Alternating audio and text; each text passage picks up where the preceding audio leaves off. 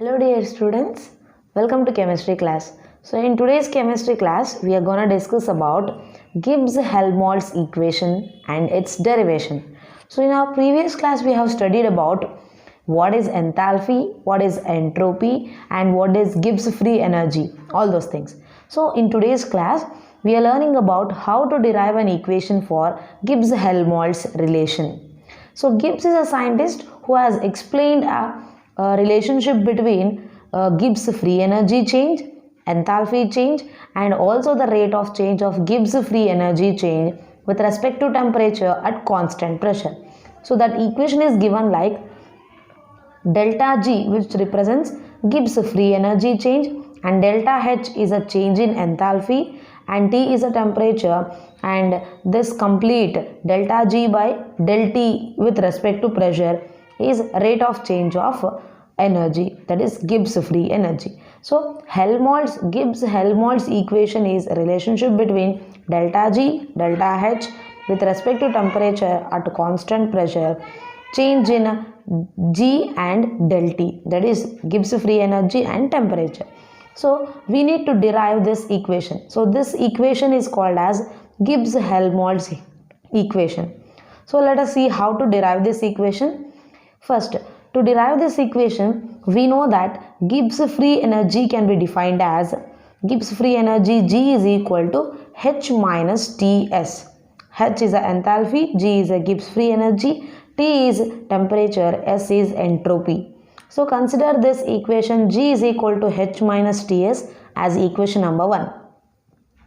Now, for a change at a constant temperature, just considering temperature as a constant, a small change for this Gibbs free energy can be taken as delta G is equal to delta H minus T delta S. We are not applying the changes for temperature because temperature is constant. So only changes seen in entropy. So T delta S. So consider this equation as equation number 2.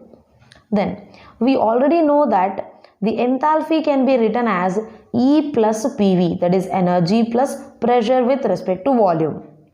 So consider this enthalpy H is equal to E plus PV as equation number 3. Now we are going to substitute this equation number 3 in equation number 1. Here we have equation number 1. So equation number 1 is G is equal to H minus Ts. So in this equation 1, substitute the value of H as E plus PV. Then we have G is equal to, in place of H, E plus PV minus Ts. Now, so this above equation need to be differentiated. So when we apply differentiation, it is like dG is equal to dE plus dPV minus dTs. Now, applying the product rule in the differentiation, it is product rule is nothing but like dG is the same and dE is nothing but differentiation what we are applied here, plus we are applying the differentiation with respect to pressure and volume. So first time I am keeping the pressure as a constant and the differentiation is done for volume. Next time I am keeping volume as a constant and differentiation is done for pressure, that is PdV plus VdP. Then minus, same, apply the product rule for dTs. First time keep the temperature constant, apply the differentiation for ds. Next time keep entropy S as a constant, then apply differentiation for dt. It is like T is kept constant ds plus S is kept constant dt. Now the same equation can be simplified like dG is equal to dE plus PdV plus VdP minus TdS minus into plus minus SdT. So consider this as equation number 4. And we know that ds can be taken as del Q by T.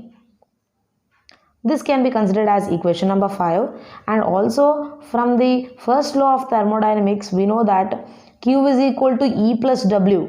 So in that way, if you take del Q is equal to dE plus W can be considered as PV. So it is like PdV. This is from the law of thermodynamics, where we know that Q is equal to E plus W. So W can be taken as PV.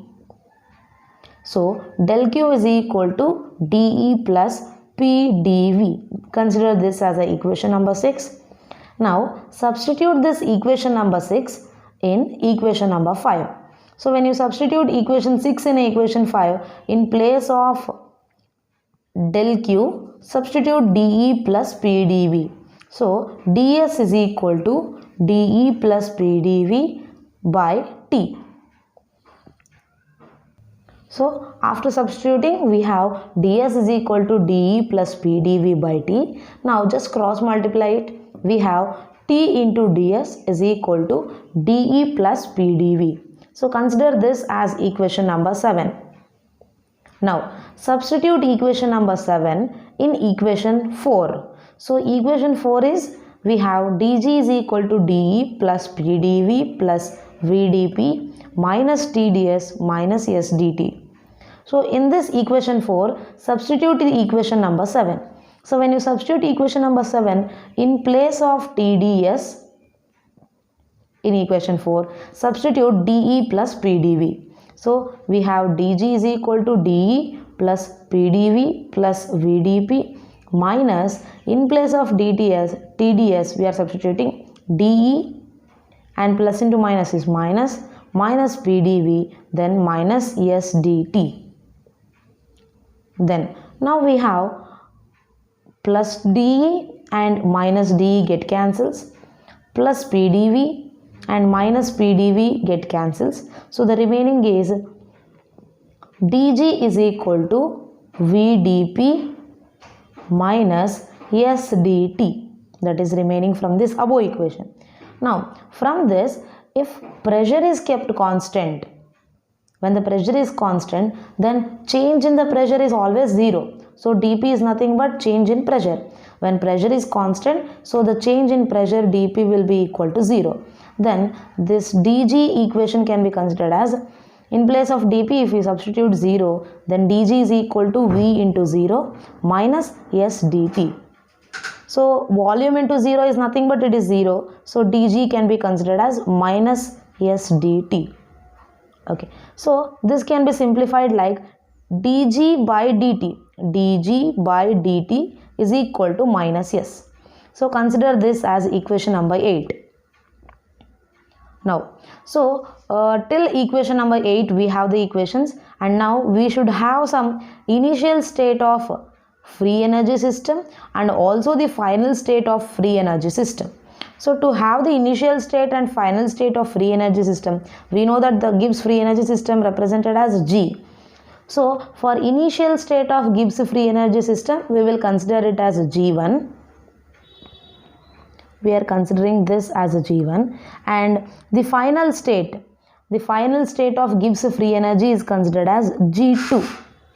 Okay, so same in from the equation 8, we are representing the initial state of system as G1 and equation 8 final system as G2. So we are writing like del G1 by del T with respect to pressure is equal to minus S1. This is for initial. When we write for final, it is like del G2 by del T with respect to pressure is equal to minus S2. Now we got the equation number, consider this as equation 9 and this as a 10.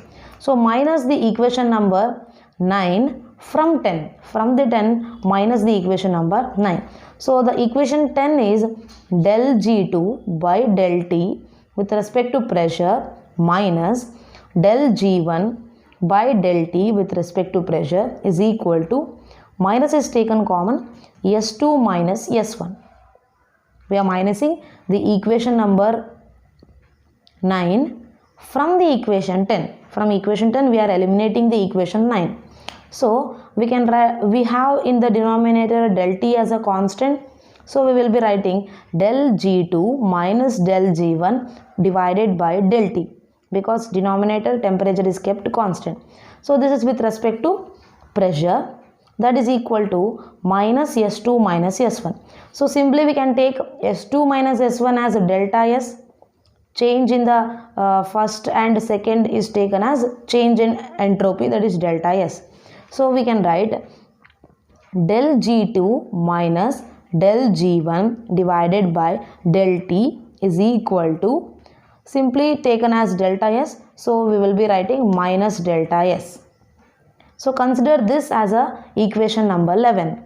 So here taking minus as a common or multiplying with a minus, when you multiply this complete equation with a minus, you will be having minus del G2 minus del G1 divided by del T is equal to, this minus will become plus, so plus delta S. So actually this is considered as equation 11.